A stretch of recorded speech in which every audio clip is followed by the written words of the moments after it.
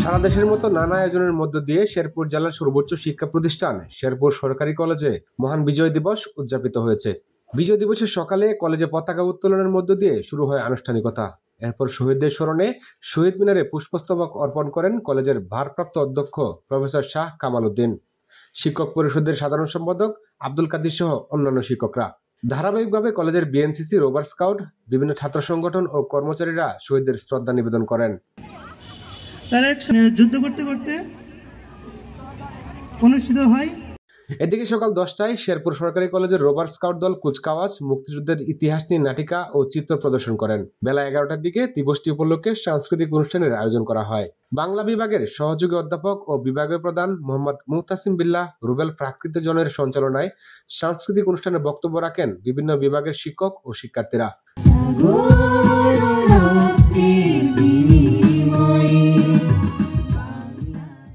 বক্তব্য শেষে দেশাত্মবোধক গান ও মুক্তিযুদ্ধ ভিত্তিক বিভিন্ন পরিবেশনা অনুষ্ঠিত হয়।